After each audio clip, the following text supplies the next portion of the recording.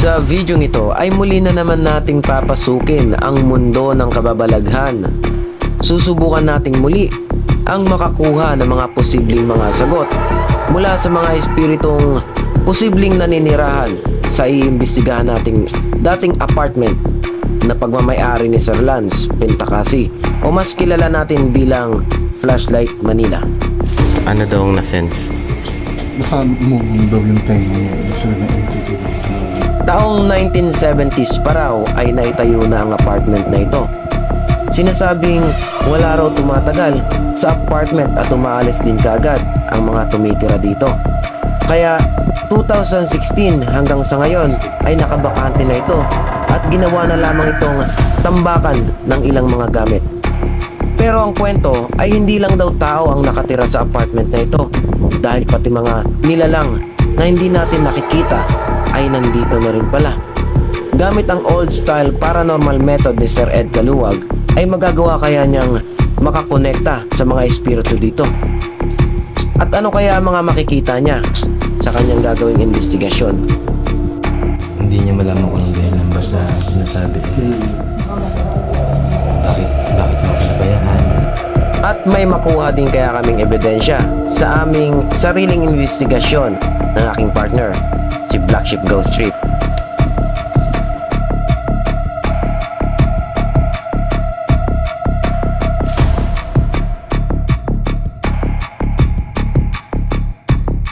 Kasama ko nga pala dito sa eksplorasyong ito si Sir Bungo TV, Pinoy Soldier TV, Flashlight Manila, at ang mga staff ni Sir Ed Caluwag. Pati nga. May naririnig daw na parang umihilig. At dito nga ay first floor pa lang ay may naririnig na si Sir Ed Caluwag, lalo na nung umakyat pa ito ng hagdan papuntang second floor. May nakikita daw si Sir Ed na matanda daw. Bloated ang tiyan. Mabagal daw bumaba ng hagdan.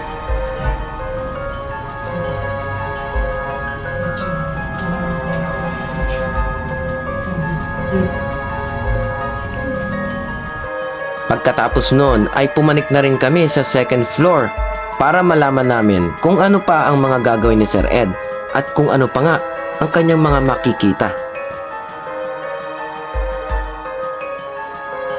Ang ginagawa ni Sir Ed ay lumang estilo o pamamaraan ng mga psychic medium na tulad niya.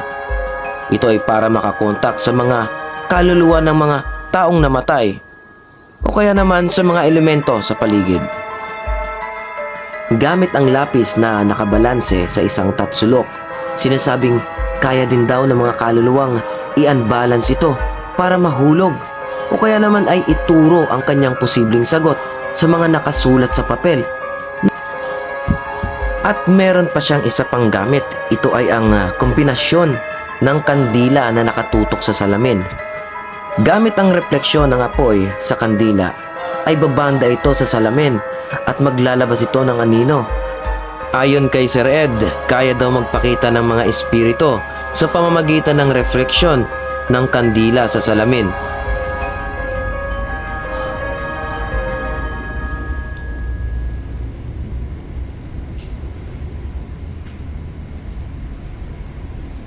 Sino sa inyo naririto yung kasi kilala na pangalan ng Joker?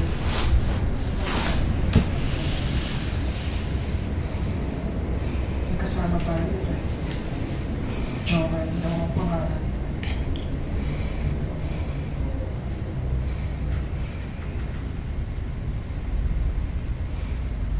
Ayaw makapag-communicate ni tatay. Nagagalit siya. Sama yung loob niya. Alam mo yung emosyon na parang pakiramdam na pinabayaan siya. Pinabalik na. May sigarilyo. May upos na sigarilyo.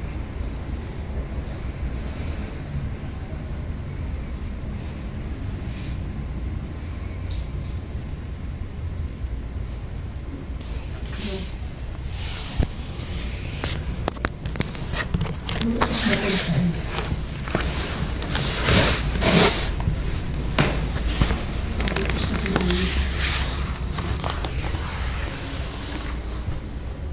Nay, sige na po. Gusto ko lang pong ipaalam niyo sa amin na nangyayari po kayo ngayon. Paano niyo po sa mga nangyayari ito na nandito kayo. Pwede niyo po bang galawin itong lapis na to?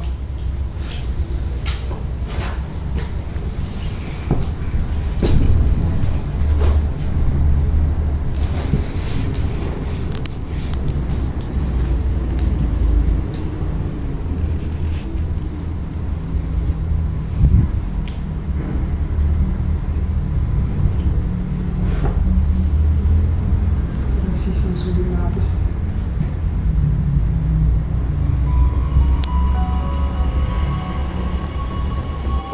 At yun na nga, kung gusto nyong mapanood ang kabuuan ng investigasyon ni Sir Ed, ay bisitahin nyo na lang sa kanyang channel, Haunted Apartment sa Manila. Ayun nga to. May matanda daw na ayaw makipag-communicate. Disturbing daw tong matandaan to, sinasabi ni Sir Ed. One not me. At hindi niya malaman kung ano dahilan. Basta sinasabi Baka makuha. bakit niyo ako pinabayaan? Ganun. Dahan-dahan lang sa sabi ko na So ngayon, itong old method na ginagamit natin, iiwanan dito. At ngayong tapos na ang investigasyon ni Sir Ed Kaluwag, ay isa-isa namang nagsisibabaan ng mga staff. At kaming dalawa na lamang ni Black Sheep Ghost Trip ang may iwan sa loob ng apartment.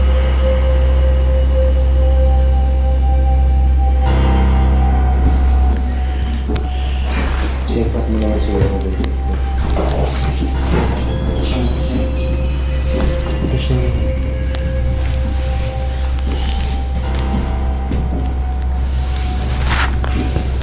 Sa una ay gusto din sana naming mag-focus na lamang sa mga ginamit ni Sir Ed Kaluwag sa kanyang isinagawang investigasyon. Magbabaka sakaling baka kung kami na lamang ni Black Sheep Ghost Trip sa loob ng apartment ay gumana ang mga equipment ni Sir Ed. Pero heto, at gagamit pa rin tayo ng EMF at mag-EVP session din tayo dito. Recording? Sige. So, gamit kami ng recording dito.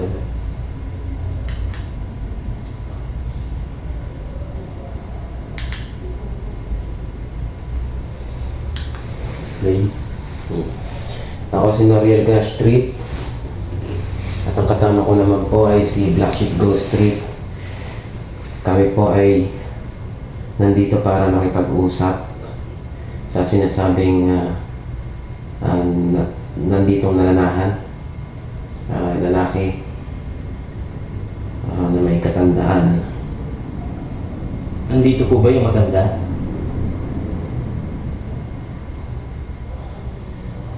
Nakatira ka po ba dito?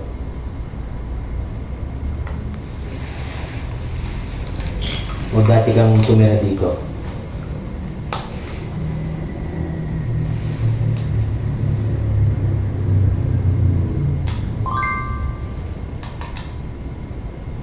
Nandito ka ba ngayon?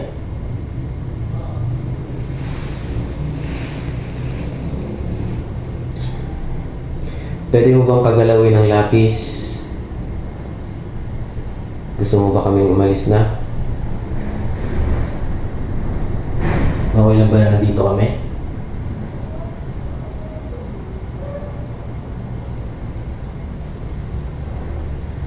Matagal ka na bang nandito? May kasama ka pa ba dito?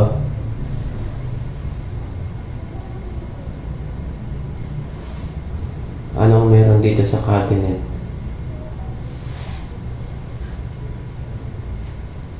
Mahalaga ba sa iyo ang cabinet? Kaya hindi ka makaalis?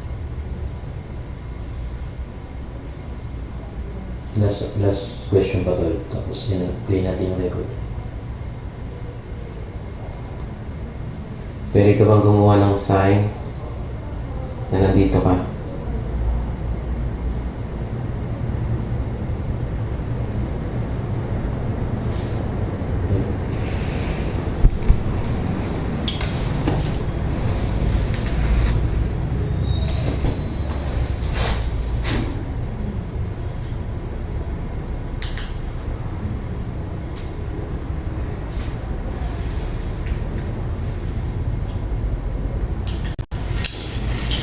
si Noriel Gash Street at ang kasama ko naman po ay si Black Sheep Ghost Street. Kami po ay nandito para makipag-usap sa sinasabing nanditong nananahan lalaki na may katandaan. Andito po ba yung matanda?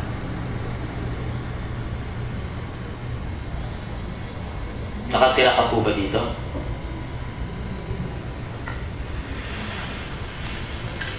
O dati kang tumira dito?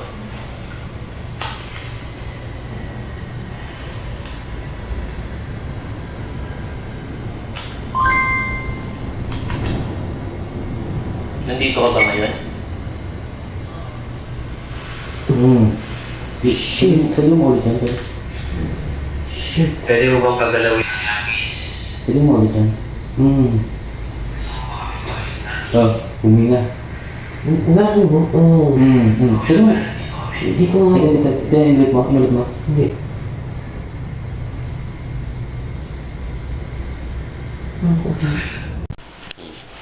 Ako si Noriel Gash Street at ang kasama ko naman po ay si Black Sheep Ghost Street.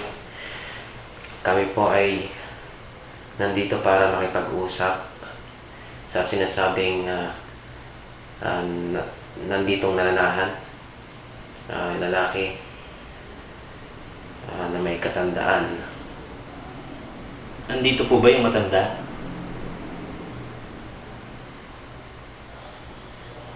Nakatira ka po ba dito?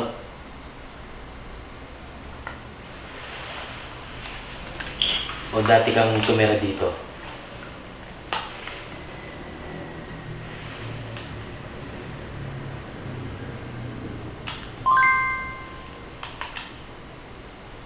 Nandito ka ba ngayon? Narinig nyo rin ba ang mga narinig namin, mga ka-Hellfire? Nabilib talaga kami at hindi makapaniwala sa aming mga narinig. Dahil nga nung tanungin nga ni Black Sheep Ghost Street, kung nandito ka ba ngayon, ay malinaw na maririnig ang sagot na oo. Nandito ka ba ngayon? Nandito ka ba ngayon? Pero alam nyo ba na dahil multiple camera ang ating gamit, ay nahagip din ito ng isa pa nating video. Nandito ka ba ngayon? Kaya ano sa palagay nyo, mga ka-Gash Trip? Para sa akin, ang boses na ating narinig ay nanggagaling lamang sa labas. At malamang, isa ito sa mga kasamahan pa namin na nasa gate lamang. Nandito ka ba ngayon? Ang mga susunod na video na inyong matutunghayan ay ang kabuuan ng aming EVP Session number 2 at hahayaan na namin ito sa inyo. Hindi ko na rin lalagyan pa ng masyadong background music para kung at least ay meron kayong napansin o nakita ay ma-review din natin ito nang malaman natin kung ito ba ay paranormal o hindi. O merong ibang boses na sumama dun sa recording natin. So magpapatuloy kami ni partner sa pagtatanong.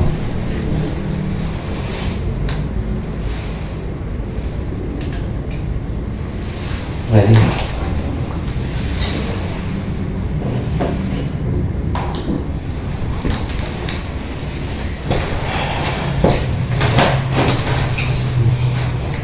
So naka-on na po yung recording namin ulit. Magtatanong po ulit kami at gusto po naming marinig ang inyong mga sagot. Kung meron man dito, pwede ka bang magpakilala? Tanong natin pero At anong pangalan niyo po? asa natin. Next question. Gender. Babae ka po ba? O lalaki?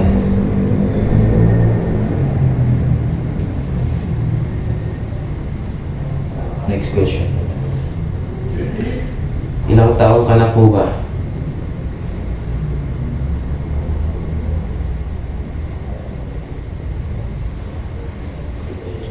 Tumira ka po ba dito?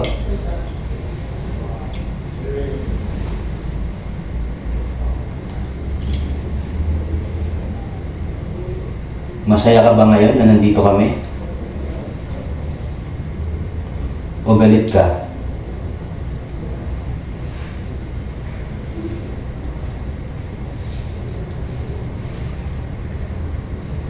Expression.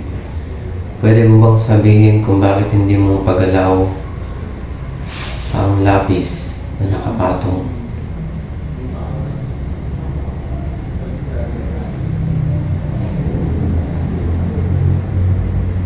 May naiwan ka po ba dito?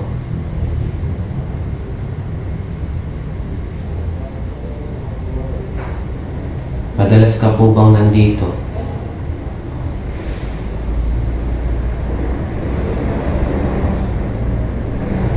May gusto ka bang iparating?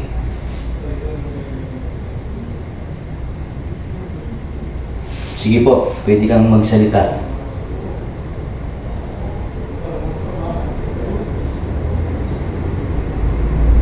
Ano pa po?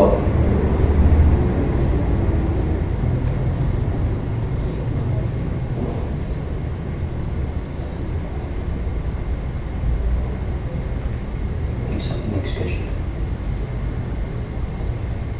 Nakikita niyo po ba kami ngayon?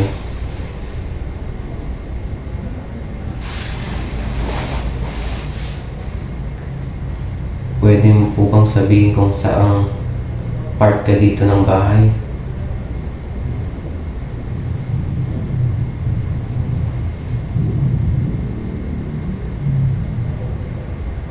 Nakatingin ka ba sa akin?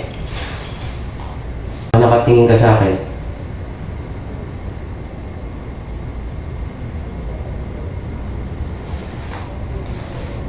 Play.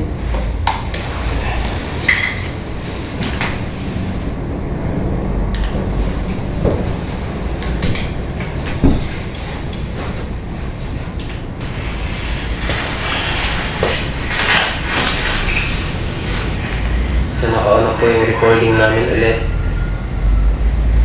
Magtatanong po ulit kami. At gusto po namin marinig ang inyong mga sagot. Kung meron man dito, pwede ka bang magpakilala? Anong pangalan mo po?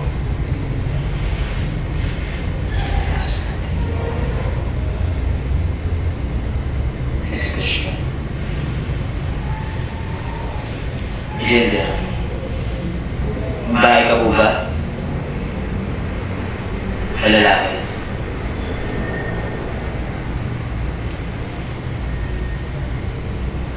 Next question. Ilang taong ka na po ba?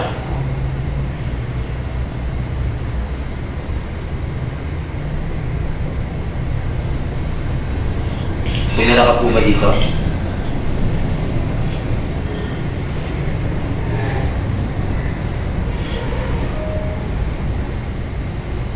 Masaya ka ba ngayon na nandito kami? O galit ka?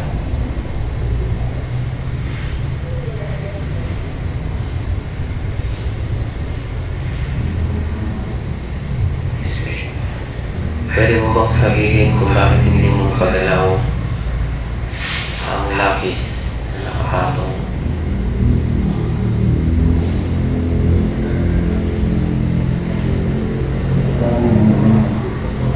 May naiwan ka po ba dito?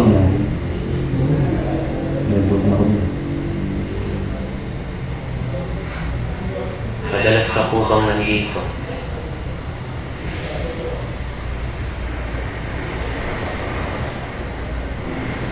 May gusto ka bang iparating?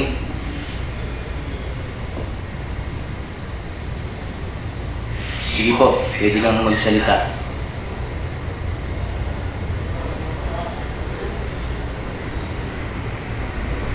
Ano pa po?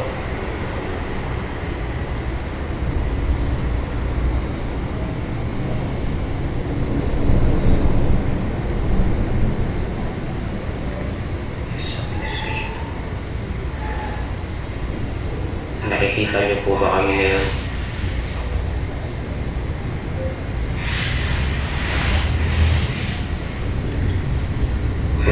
upang sabihin kung saang part ka dito ng bahay.